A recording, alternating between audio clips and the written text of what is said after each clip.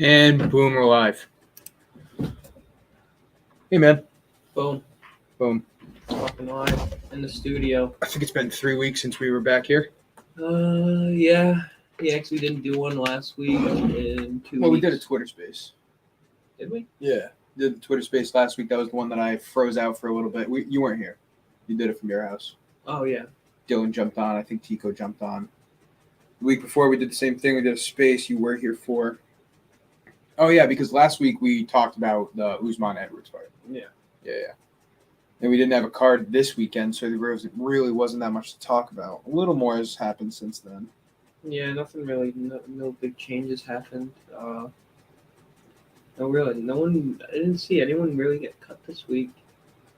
Well, there's no it fight, was so last there's no one week. to get It was cut. last week, right? So like last week, Shane Burgos went to the PFL. Yeah. Francisco Figueiredo got dropped, and Luke Rockhold got dropped. Yeah. That was all kind of expected. The Figueiredo one, maybe not so much. He was surprising. He put a couple wins together before his recent 2-fight skid. He'll be in another organization. He still has a lot to go. He's the older brother of Davison now. He's like 35, 36. Yeah, these PFL and these other leagues, it's getting pretty interesting, dude, with the competition because they're like getting some actual good signings. And like what I mean by good signings, I mean like I would say like bigger names that brings more attention to the actual league itself, like Shane Burgos, like people that just buy like the fucking pay-per-view for Conor McGregor. Yep. Or like the pay-per-view for Ngannou. They don't fucking know who Shane Burgos is, you know what I mean? Exactly. Like, they're not going to go to watch the PFL because Shane Burgos went there. But, you know, people that are really into it, well, you just got some more fans, I guess, in a way, you know? I think that there's nothing that... I'm sure I could bet on Shane Burgos because he's facing lesser competition. There's no downside for it. The PFL, as you said, definitely has gotten a lot better competition. Most notably, Demetrius Johnson, who lost his first fight since leaving the UFC to, I want to say it was, I'm going to totally get this wrong, so let me actually look at it. Yeah, he did just come back and win. Adriano Moraes. Adriano Moraes knocked him out 2-3 months ago, and then he knocked him out in the 4th round just last weekend. So Demetrius Johnson once again at the top of the flyweight world, I guess you could say. I mean, I still think that he's the best flyweight in the world. Yeah. Even better than Figueiredo Moreno. I really do. There's a whole backstory. You ever heard the backstory about why he left the UFC? Yeah, he just didn't like Dana White and stuff. Right. Well, yes and no. It was like, you know, Demetrius Johnson, he wasn't really promotable. Like, he's not a big name. People didn't love him, but he was the pound for pound number one fighter forever. So he just wanted more money, and Dana White was like, you got to earn that money as Dana does. Like, you got to promote yourself for me to give you more money on contracts. And he traded Ben Askren for him.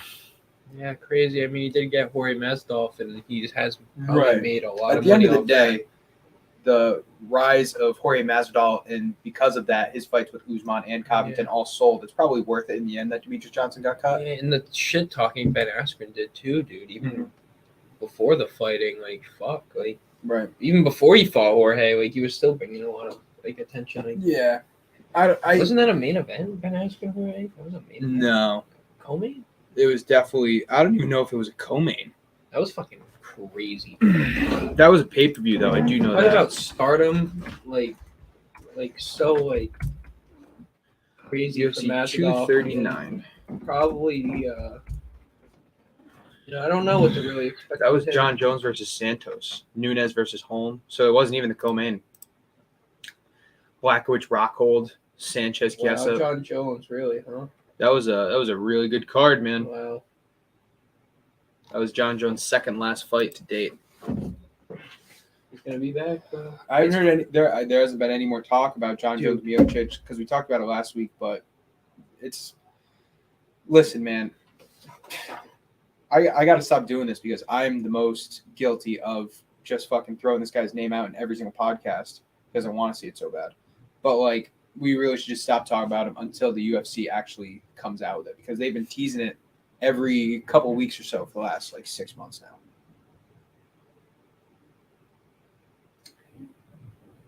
Imagine if John Jones did not get in trouble in the UFC and did not take a break At all, dude. Like you're talking about a whole nother career. You're talking like Tom Brady. He had 3 different skids of more than a year off. Yeah, you're talking like Tom Brady, like having 2 careers on the path. So like that's what I'm talking about. Like this dude has like since turning 30, right? I think he's only had 5 fights. Yeah, it was Cormier the second time, St. Preux, Gustafsson the second time, Santos and Reyes. That's it, and he's 35 now. So he's had 5 fights in 5 years. He's 35. Oh my god, imagine, dude. A fight every year. He used to fight 3 times a year. So you're talking about like, I mean, it's speculation, but if you want to say he's had 5 fights in 5 years, if you were to continue, let's just say 2 fights a year, which is probably would have been a little bit more. He missed out on 5 extra fights.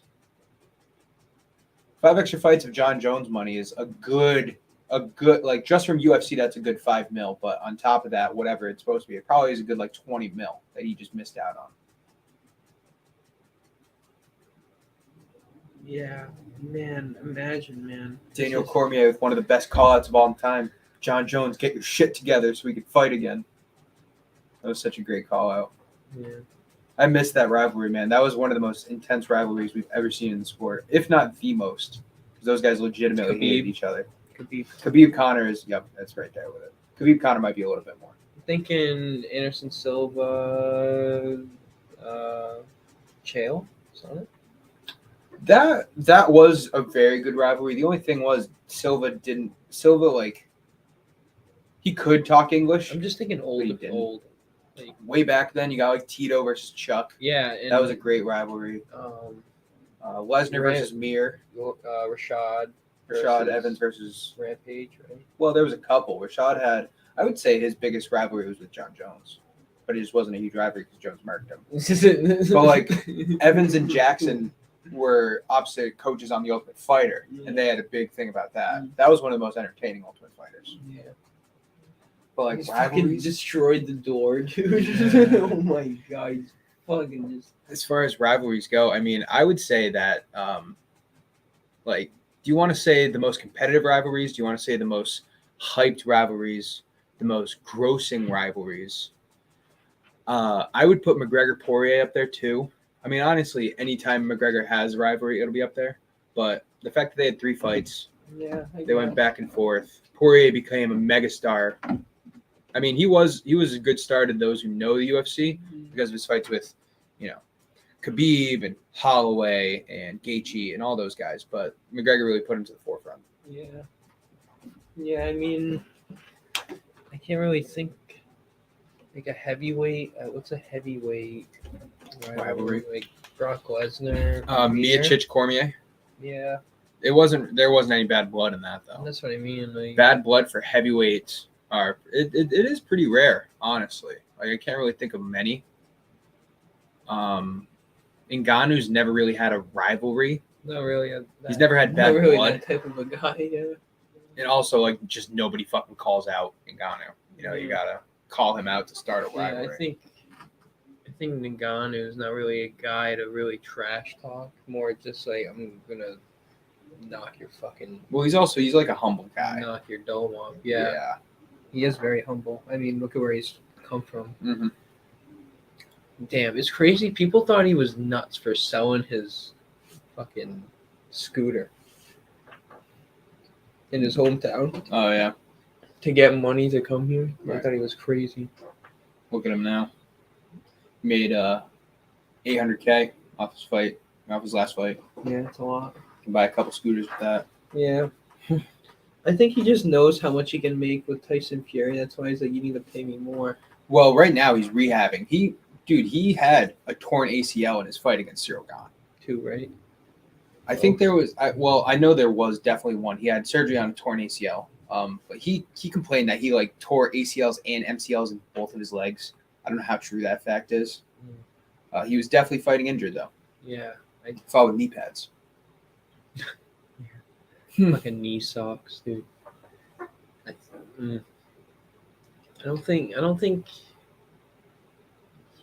he has a. Well, he does have a chance versus John Jones. I just think John Jones is just gonna just absolutely just bring him to town, dude. Hold on a second. Show him what's up.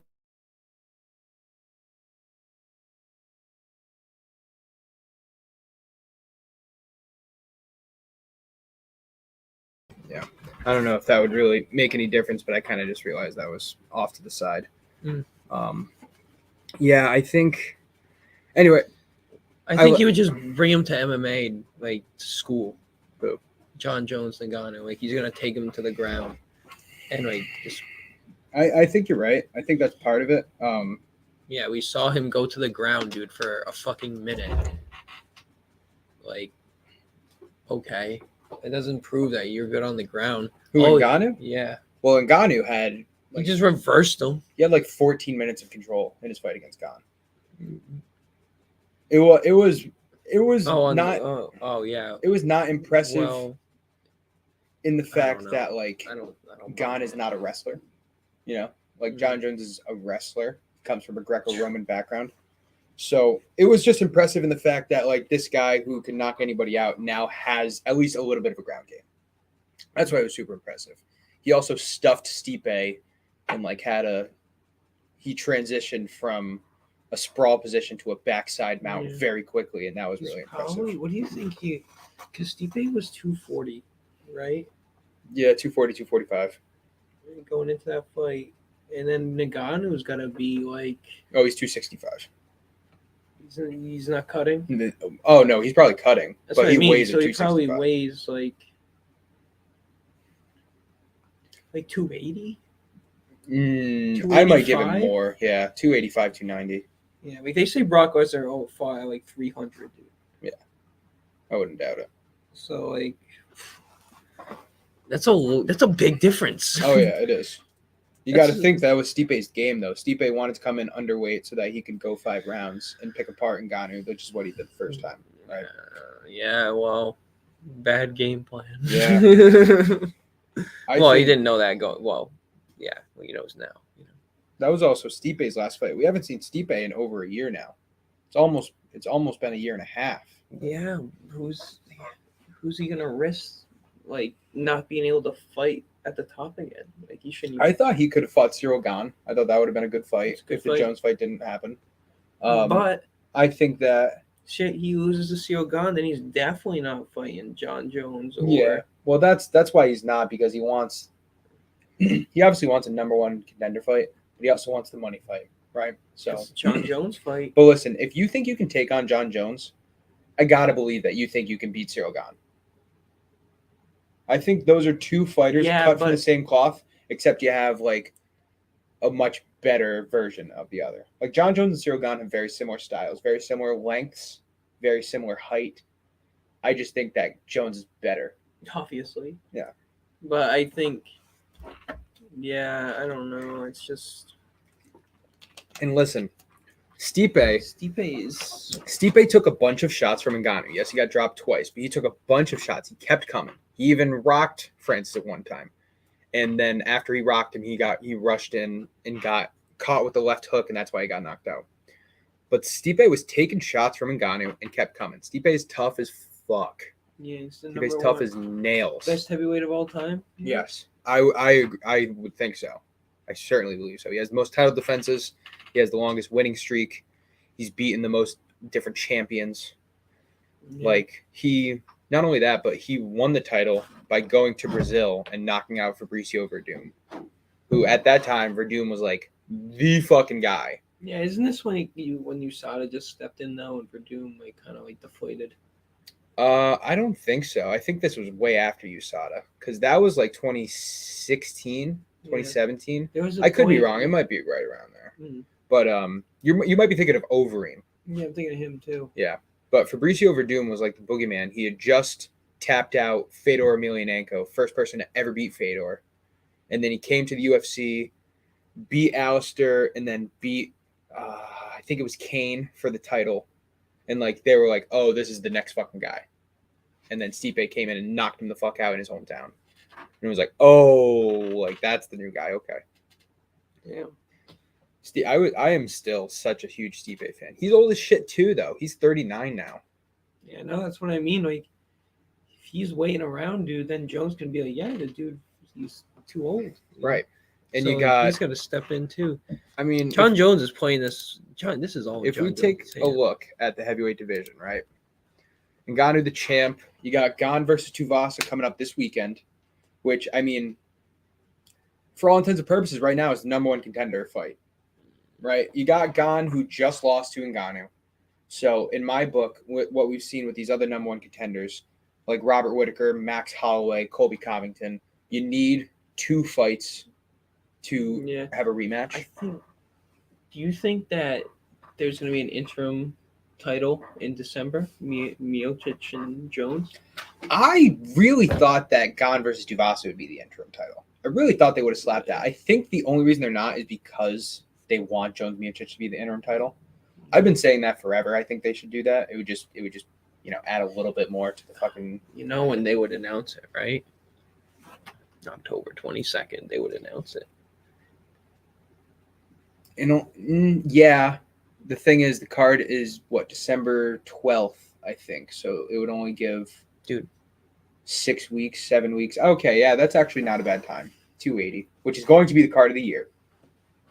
Easily. October 22nd is easily going to be the best card. Yeah. The next card on November 12th is also very good, by the way.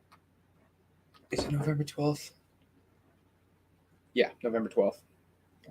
It's also going to be really good, too. 2 weeks after that? 2 weeks. 3 weeks. 3 weeks. That's like 281 is... What the fuck's the title shot? Oh, Adesanya Pereira. And it's Madison Square Garden. And it's also... Poirier Chandler is going to be the co-main event, or it hasn't been like finalized, but it's basically being finalized. And then Gaethje Fiziev is supposed to be on the same card, so that's going to be a really good card too. I don't know who I would. For which one? Gaethje Fiziev. I'm taking Gaethje. My heart says Gaethje, but I'm just like... Fiziev's up and coming. They want you to bet Gaethje. They want you to bet him. So I think I got to take the other guy. Nah, I'm going to take Gaethje for sure. I'm going to rest on it. Well, good news is that you have like 2 months now. We're already in September, bro. I know. How crazy is that? It's already almost 2023. The first fight was booked for 2023, like last week. Well, yeah. It's like... I don't know. It's some middling featherweight bout for 2 guys in January 14th. Is like the first card. Wow, they're already signed for that. They have a pay-per-view on my birthday this year. Last year it was, or next year. Well, this year it was your birthday. And Ngannou. Next year's mine. Yeah. Which I think is pretty cool. The third, because you know how they take some time off, like right around New Year's, Christmas. Mm-hmm. Like the last card of the year is like the 19th, and then the first card is January 14th. It's like they have like 3 weeks off or something. Yeah, basically. They're doing that again, and then I think the third card of next year is pay-per-view on my birthday. So we go to the casinos in Vegas and just look for Dana White and try and get an interview with him for the pod. Yeah, fuck it. Try to sit at the same blackjack table as him too. No, there's no way. 20,000 minimum. Yeah, that's what I mean. So like, what are you gonna bet one hand? Oh yeah, that's my car right there, Dana White. So like, can I get an interview? Nah, can you hold? Dude, imagine blackjack. Imagine playing blackjack with Dana White, and he is on a roll, and he. You want to go play craps? No. Imagine it's nice for your back, holds dude. With the dealer on a 6. It's nice for your back. And you hit lean to piss him off. You can lean on the table. I'm not playing craps. You can go play craps by all you want. I've stayed away from the casino besides sports betting for the last like 2 months, and it's felt nice. I'm ready. I'm gonna be ready to go back to blackjack. Yeah, it has been. When's the last time you? It might be a little less than 2 months, but like it was like we just went like a July. month ago. No. We definitely have gone to the casino, but we haven't. Oh, you know what? We sat down at the kiosk a couple weeks ago and played a little bit. Yeah. That's what I thought. Yeah.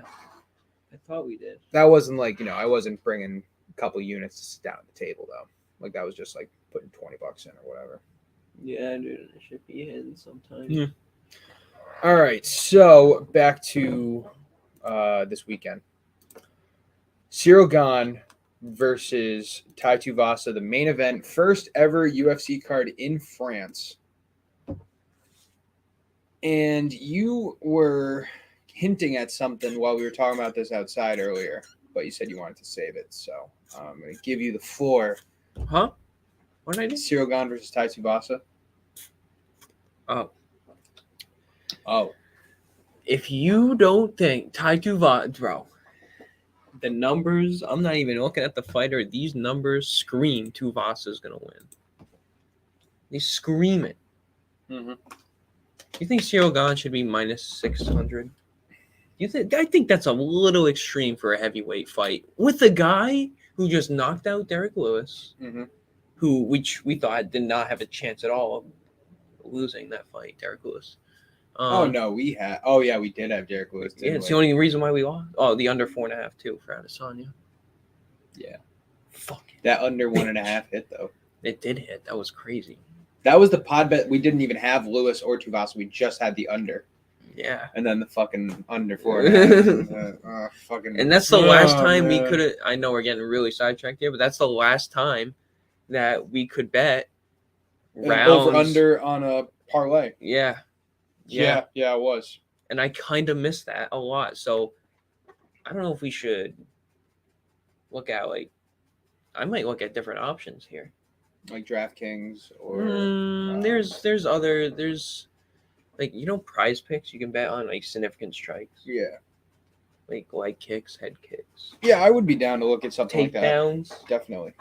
I'd love to do that. And I think it'd be so much better because we can just put $5 bets on, I think Cyril Gane is going to get a rear naked choke to win. And rear naked choke submission is plus 2,400. I didn't even know you could do that. Yeah, absolutely. Well, in that case, you combine that with I think it's going to happen in round 3, and all of a sudden it's plus 8,000. I would love to just do some over and under significant strikes, takedowns, and multiple fights, and put them on a $5 bet to win 20, and try and win 50, and try to win my money if my other bets don't hit, because you're not even betting the fights at that point. You're just betting the strikes. All right. Well, while we're at it, since we're talking about this, betting on the fighting of the fight. Cyril Gane versus Tai Tuivasa, main event this weekend. Cyril Gane minus 600, Tai Tuivasa plus 425. Yeah, I know. I'm definitely sprinkling, dude. If you don't think Cyril Gane can get knocked out here in a clinch situation up against the fence, exactly like what happened to Derek Lewis, it's fucking interesting. Here's my thought, though, okay? Cyril Gane, last year, right around this time, we were thinking, who is this guy? He got shot up to the top of the heavyweight division. He's fighting Derek Lewis. He's a huge favorite. I kind of always liked him. He's good, but we were like, who is this guy? He's going to fight Derek Lewis. This could be weird. And he absolutely dominates Derek Lewis. All 3 rounds that they're fighting. Ends up getting a TKO in the 3rd round because Derek Lewis is absolutely gassed. And to me, Tai Tuivasa and Derek Lewis have, they're the same exact style. Yeah. They're the same person, right? Uh-huh. So I think that it's just the same matchup. I think Cyril Gane stays away from Tuivasa until they clinch, and then Gane wears out Tuivasa for 3 rounds. And then when Tuivasa is absolutely gassed, he either lands a straight and brings him down and finishes him with strikes, or he takes him down and he finishes him by strikes or submission. And my pick for this fight is Cyril Gane by submission, plus 420. It's a great pick. For a guy that's minus 600 to have a method of result by plus 420. I've had a lot, not a lot, but some of the plus 420 hits, bro. Mm-hmm. The plus 420 hits.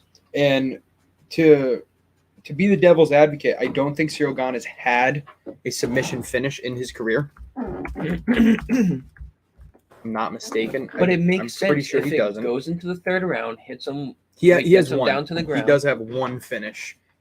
Early or late 2019 against Dante Mays, hook. a submission with 14 seconds left in the fight. Yeah. But listen, Dante Mays is a similar fighter to Tai Tuivasa and Derek Lewis too. Like he's a big guy that wants to strike and he'll get gassed. Yeah. Now Tai Tuivasa hasn't been in a fight where he's gone that far in a long time. Like his last time went to a decision was June of 2019. That was only a 3-round fight. I think this is his first 5-round fight ever. Look at that under 1.5, dude. I know. That's so crazy. Has not gone over 1.5 since October of 2019.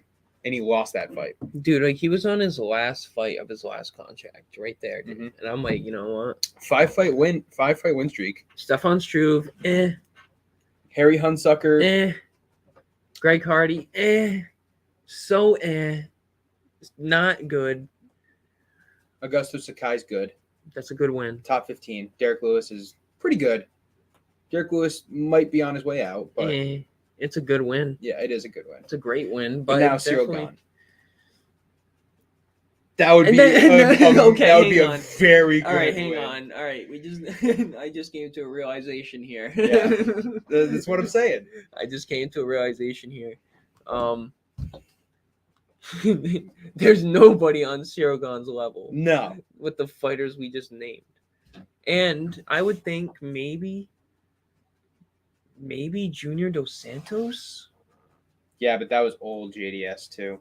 I know, maybe that's like the closest thing that he's fought to Cyril Gane. And he lost to him. Second round, exactly 1.5. Yeah, so what happens there? I don't know. What it's happens? Under 1.5. So it's 1.5 and under. So that would hit. What we're looking at right now is Tai Tuivasa lost to Junior Dos Santos in 2019. 2 minutes, 30 seconds exactly in the second round. So that's an under 1.5? Yeah, that's under 1.5. Or is that a push? No, that's under 1.5. 1.5, 1.5, and under. Okay. And I think... Imagine people sweating that shit. I know, but the over would be over 1.5. So would the over hit as well? There's no... No, the over wouldn't hit. Wouldn't do. The over I'm just thinking, like, hit. there's no way the bookie would allow a scenario where because it would be over 1.5, so it'd have to be 1.51 in the over. Oh my god! Imagine waiting for the over to hit. You're like, the fight's ended, but you gotta like wait until freaking Bruce Buffer calls the fight because you gotta make sure. Yeah. Yeah, that would be crazy. All right, so are you leaning towards Cyril Gane now? I'm leaning towards Cyril Gane, but I still think Tai Tuivasa. It's worth sprinkling. He's plus 450, by the way. It is. He is plus 450, and I'm gonna. Are we done with this? Or are we? I just wanted to put a couple of my picks for this fight. Oh, you want? All right, we're still on. Okay, we're still on this fight. Where I need to look at there it is. Minus 600. Okay, so he's gone down. He was minus 650 at one point, minus 625, and he's gone down. Fight to go the distance. Okay, so here's the thing, right? That's an interesting number. It is an interesting number, but it depends if we're gonna stick to the way we've been betting, because I would put five buckaroos on that son of a bitch. On the fight to go the distance plus 205. So you put $5 on that. That's not a bad bet. That's the double your money though. Yeah. I'm not talking like units here. I'm talking just to double your money. Yeah. You can go get yourself some McDonald's dinner. No, I'm not. I'm gonna fucking sleeve a nip. Yeah, there you go. And then McDonald's after I'm drunk. Well, I kind of want to take a shot now. Anyway, so the picks I want to say for this fight in particular right now, Cyril Gane by submission plus 420.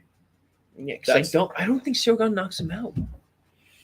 I think there's a scenario it could. I think Tai Tuivasa gets gassed in the third round and he gets dropped and he just finishes in TKO on the ground. Yeah. But I think that You know what? Now that I'm really talking about it, I think that TKO is really how it's going to go. Problem is it's plus 110. Yeah, so it sucks. But like, is that worth a unit?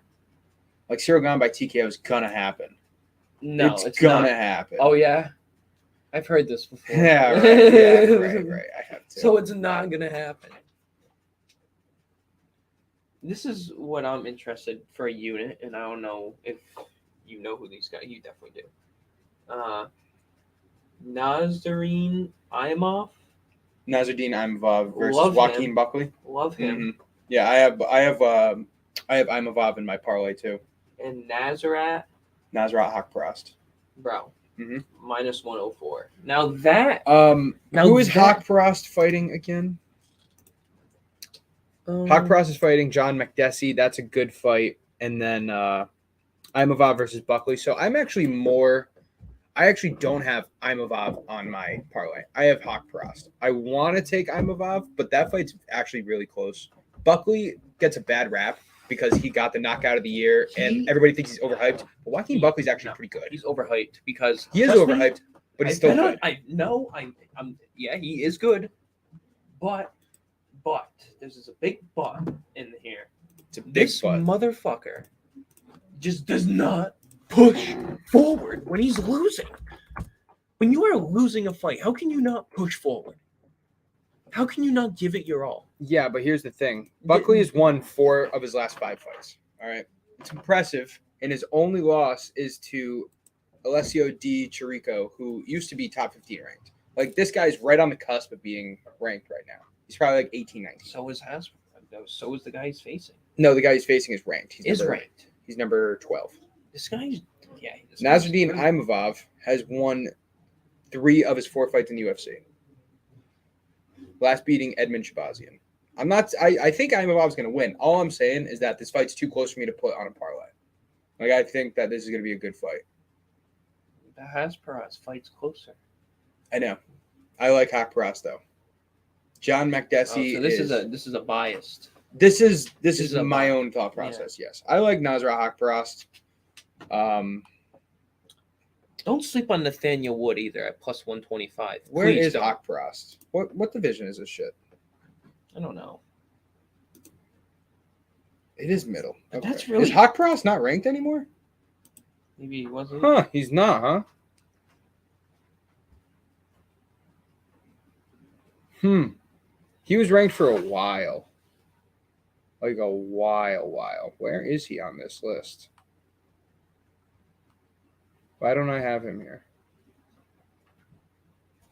What the fuck am I supposed to say? Hey. Am I sure that this guy is... Nate Diaz. No, this guy's lightweight. I don't know why I'm thinking he's middleweight. All right, so Nazrat Haqparast just left the top rankings. He's fighting John Makdessi. Let me take a quick look at Makdessi's record. I'm pretty sure he's on like a 3-fight win streak.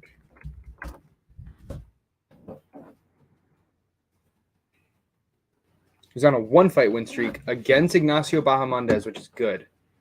And before that, he was on a 3-fight win streak. Yeah, I'm taking for Haqparast. I'm just saying. Those last 2 fights, he lost to Dan Hooker and Bobby Green. He's on pace for a win. I like him a lot this fight. I have him, Cyril Gane, Bobby Knuckles, and Corey Sandhagen for my parlay. Yeah. Sandhagen, Whitaker, Haqparast, Gane, plus 254. So I like that. Really like the parlay. So you're going deep. Well, there's 3 weeks on the card. The only fight I have... Kamaev on there? Nate Diaz? No, I'm not putting either one on that. I'm not touching Kamaev versus Diaz at all. Okay, hang on. Whoa. Okay. I think we made it a point to remember this guy's name. Anthony Hernandez. Does that ring a bell? I think we made it a point to remember this guy's name. There's 2 Anthony Hernandezes. We like the lightweight. Okay. This guy's the middleweight. Okay. So I like Chikadze.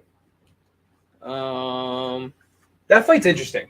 That fight's very interesting. I'm a huge fan of Giga Chikadze, but he's fighting Sadiq Youssef on the 17th. And Sadiq Youssef's very good. He's very tricky. He has a weird stance. He's more of a boxer to Chikadze's kickboxer, and I don't love that fight. Chikadze he's got to be the favorite, right? Yeah, so you're thinking matchup-wise, not good for Chikadze. Yeah. So Now, then again, so was Cub Swanson, and he absolutely kicked the shit out of Swanson's liver, and that was super impressive. Chikadze minus 180. Yeah, I can see it's that. a good number, and I think it's going to go up. I don't think it's going to what is going on? Dylan said the camera looks really good today. That's what's up.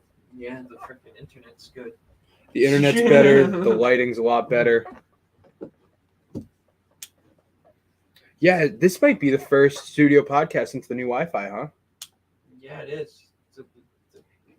Did I tell you the speeds difference? I thought you were in a dead zone. Did I tell you the speeds difference? No. Answer that. I thought you were in a dead zone. What do you mean? You said, because we switched from Verizon to Cox. Dead zone. You said both were in a dead zone. We went from upload all these years 0.8 megabytes per second to 95 megabytes per second. Nice dead zone. So the Wi-Fi has been upgraded. Thank God. It only took 2 years of shitty. 2 years, bro. 5 years of shitty. 5 years. No, 2 years podcast. of shitty podcasting Yeah. to get better. I'm not ripping you. Oh, trust me, I know. I'm I'm just happy about it, dude. I played my first game of Call of Duty in 2 years. Yeah, I went like 24-12. Can we play? Oh, absolutely. Okay. 2v2s. So I tried. We'll get into this after. Okay. Yeah. So other bets for this week. Now, hear me out. Okay. Hear me out. Oh, we talked about this actually outside already. Vittori by decision is worth sprinkling. Yeah, we talked about that outside. Vittori by decision plus 320. Probably not going to sprinkle. I don't know who's winning that fight. I think Whitaker wins. Whitaker should win. But because I'm putting Whitaker on the parlay, I'm going to fade myself by putting Vittori by decision. That's how I see it. Whitaker, listen, there's been some fuckery that's been going on in these UFC bets. Some fuckery. And I'm saying that I like that marker a lot. Yeah, I know. I went. This one's good too. This one's darker. Yeah. I got to get all new ones, dude. This black one barely works. The blue one's done. Yeah, this one just broke. This one just literally just broke. You just can't cap it. Yeah. Well. All right. Yeah, use a brown one. What was I Brown's saying? a good color anyway. We were talking about. Great color. We were talking about Vittori Whitaker. Fucking beautiful. Honestly, this is the fight that I am the most excited for because I think God's going to win. I think, so. Dude, the bookies got to get these wrong at some point. The favorites got to start winning, right? It's all a wave. So they get it right, you mean? Yeah, they get it right. The Yeah. favorites, yeah, that's what I mean. There hasn't been that many underdogs winning. Dude, what do you mean? It's been like it's not 3 weeks. There's been like plus 300s winning. All right, there's been a couple underdogs winning, but it hasn't been 6 underdogs in one card. 7, 8. Was that 3 weeks ago? Yeah. That was the Hill Santos fight, right? Angela Hill won. So, I mean, the favorite's gonna start winning. Yeah, but this is a fight. I don't get why this fight is so separate. Like Vittori should not be whatever the hell he is, plus 190. This should be almost a pick'em. It should be almost a pick'em. Oh, by the way, Hawk Perast by decision is plus 120.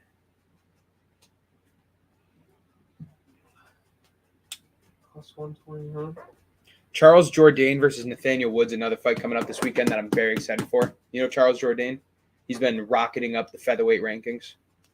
No, I don't know. All right, well, look for this guy, Charles Jourdain, minus 150. Nathaniel Wood's pretty good, dude. Don't sleep on him. Yeah, no, Nathaniel Wood is good. Wow, Jourdain, I would have thought that TKO would have been a better pick. Jourdain by decision plus 220, Jourdain by TKO plus 240. And I think it could be a TKO, honestly. A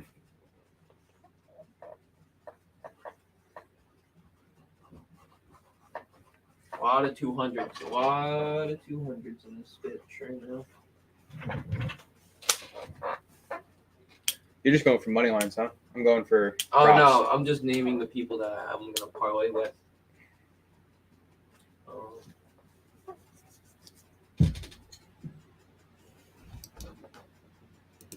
So like, man, now you got me second picking Chikadze there, but he did just face his best opponent. I think he bounces back.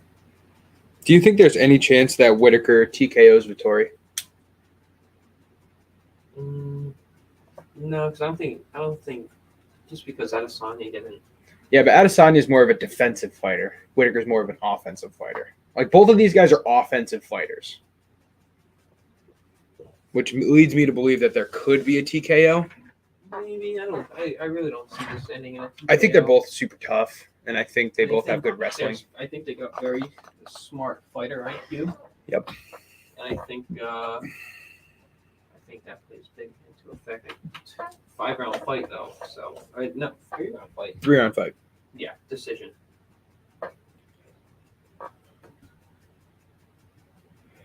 Imavov versus Buckley. What if Vettori? Hey, Imavov Buckley, fight to go the distance plus 150. Imavov Buckley.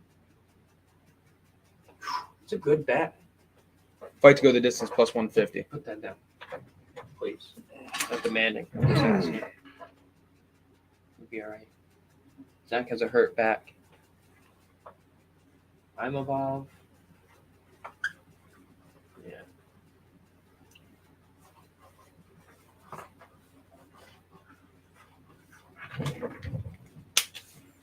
That's actually a decent bet. I'm willing to believe that Imavov might knock out Buckley, but it is a lightweight fight.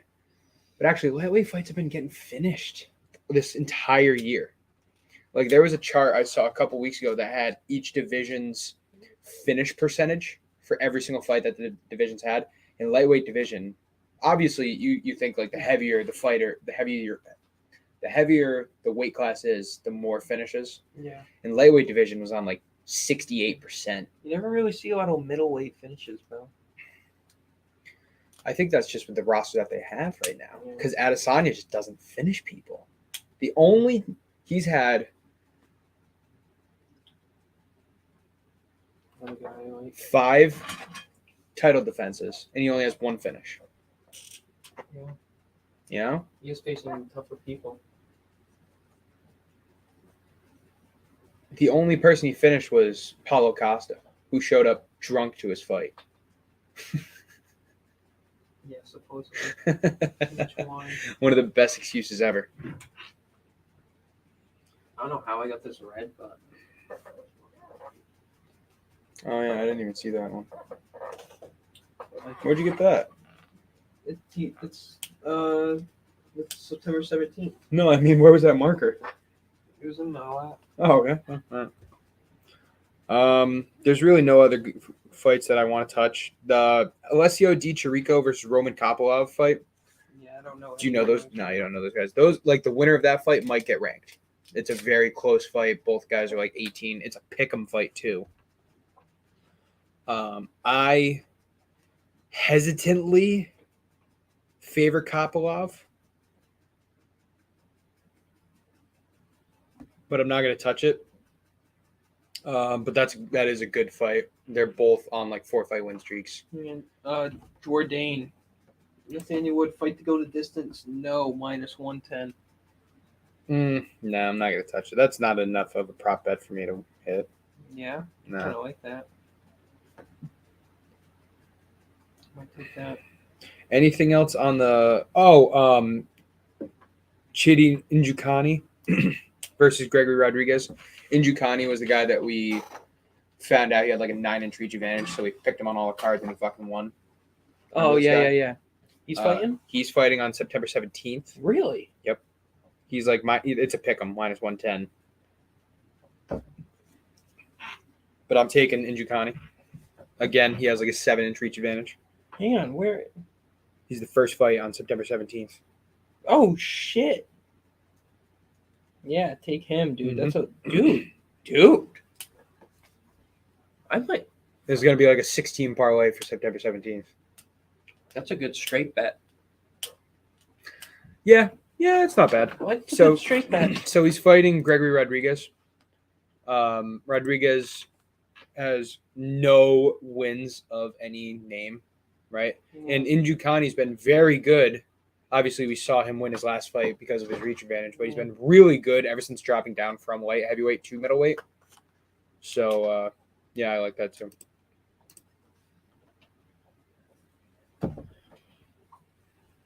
And then that's a good shout out. I forgot all about that guy, dude. what are we gonna do about Tanner Boser? That's what I was. That was my next question after I was done writing it. What are we I was gonna just fucking thinking, like- do with this guy? Mark would be spinning in Arizona right now if he knew we were thinking about betting on Tanner Boser again. Yeah, dude, I haven't talked to Mark in a minute, man. Was Tanner Boser? Did he lose to Cyril Gahn? Or no, he lost to Arlovsky. That's who it was. Dude, this guy demanded to be released. Yeah. Now he's on a 2-fight win streak. You know what that means? Don't pick him. Or is he going to carry it out, dude? Is he going to do another Tai Tuivasa? He fights Raul Nascimento. Let's check Nascimento. Nascimento, he got a no contest against Alex Badeau, lost to Kyle Dawkins, beat Don'Tale Mays. So he actually fights good fighters. Like, this guy fights pretty great fighters. Nascimento, who's fighting Tanner Boser. Okay. He's plus 180. Tanner Boser last beat Open St. Preux, and he lost to Ilir Latifi and Arlovsky. And Latifi and Arlovsky are both better than St. Preux. And Nascimento's fought Latifi's up and coming. Chris Dawkins, Don'Tale Mays, and Alex Badeau. Ilir Latifi is like 39 years old. Way past his prime. He was fighting. Who am I thinking of? Who's the guy that fought Patty Pimblett? Jordan Leavitt? No. Oh, the guy they were behind the fucking Ilya Topuria. Topuria. Oh, yeah. Totally different. Yeah. That's my boy. Yeah. That's my boy. I fucking love Topuria. So, Nascimento, like, I would say his last 3 fights, all of his fighters are better than anybody's Boser's ever fought. Besides maybe Andrei Arlovsky, who's on a second resurgence. Nascimento might be a decent pick, man. I might take Nascimento plus 180.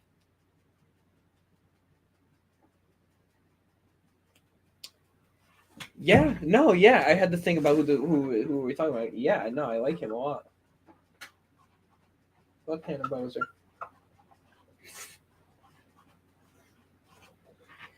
All right. I want your final picks for the night. Know them all, but we're going to kind of finish them right now. Cyril Gahn or Tai Tuivasa? Gone. Duh. Okay. Both taking Cyril Gahn. Robert Whittaker or Marvin Vettori? Oh, no. Cyril Gahn, Tai Tuivasa are taking Gahn. How's he going to win? In what round? If not a decision. I'd say 3rd round knockout, if not decision. I don't see this fight. There's no way it goes to a decision. No, 5 rounds, dude. I don't think it's going to go to a decision either. I'm going to take Maybe 3rd round. TKO is probably more likely, but I'm going to take submission. I'm going to take 3rd round submission. Yeah. Marvin Vettori versus Robert Whittaker.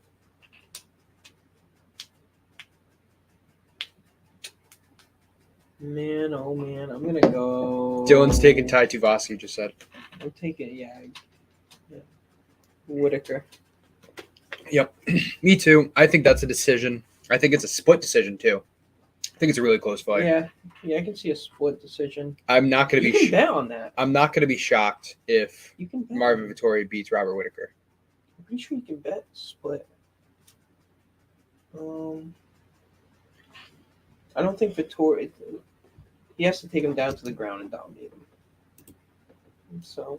Which I think he can do for a round. I really do. I think Marvin Vettori's wrestling is very good.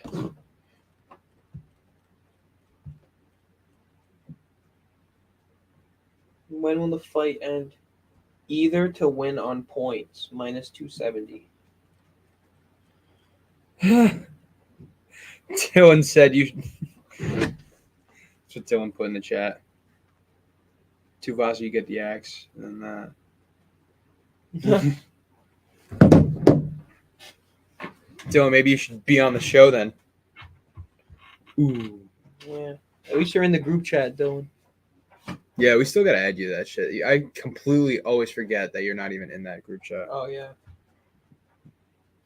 We barely even say shit in it. Yeah, I know. I don't even care. Don't matter. Next week, Kamaev or Diaz? How?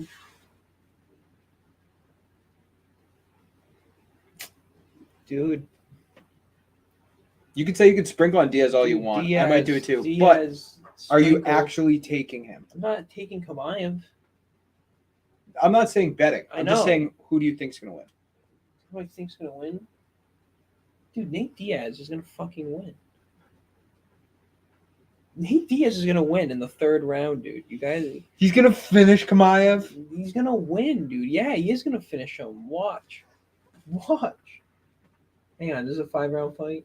Dude, he's winning in the 5th round. 4th round. 4th round. You heard it. Nate Diaz, 4th round. Wow. All right, I love it. What are you gonna say? Kamaev round 1? No, I'm gonna say. You think I'm gonna say Kamaev's finishing Nate Diaz? No, I'm gonna say Kamaev by decision. Definitely. We'll see. Not even worried about that pick at all. We'll see. By decision. Mm-hmm. I think he takes him to the ground. Maybe just grounds and pounds him. I think he could. I don't think Nate Diaz. When the last time he's been finished, besides like the Masvidal doctor stoppage, I couldn't tell you. Like when is the last time Nate Diaz? That's what I mean, dude. That's why he has such a good chance to win. He has so much better stamina and cardio than this dude. Oh, we got TK. Oh, that was a doctor stoppage. Yeah. He got knocked out by Josh Thompson in 2013. That was the last time he was finished.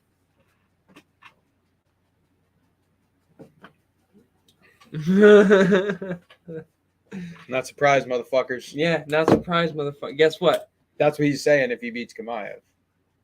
Listen, Nate Diaz is on a 3-fight losing streak. If he beats Kamaev, he's going for the title. Like Leon Edwards, Nate Diaz 2 is gonna happen. Dude, you're telling me you're not putting 100 on this motherfucker? No, I'm not putting $100 on Nate Diaz. You're such a pussy. I'm not. You're such a pussy. Fuck that. I'd rather put 1,100 on Kamaev. So put 1,100 on Kamaev. Mm-hmm. And 100 on Diaz? Is that what you're going to say? Yeah. Nice try. No, you have to do Nate Diaz, dude. Bro, if you don't put... I'm putting 150. Well, you know right now. I don't give a fuck. A number's a number, dude. Mm.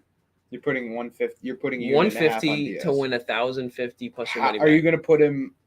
You're going to put him by TKO too? No. Or decision? No, Nate Diaz, straight bet. Straight bet, okay. It would be to win 1,050 because $50 would be 350, and then 350 plus 700 because it's 1,050. Yeah. Plus your money back, 1,200. That's a $1,200 payout. Who else? Because I know, the group you surround yourself with. Who else have you been telling to put this bet on? Tico is definitely sprinkling. Okay, there's one. No one really bets like me. Dude. Oh man, be careful. If you don't, what do you mean? Be careful. It's fucking $150, dude.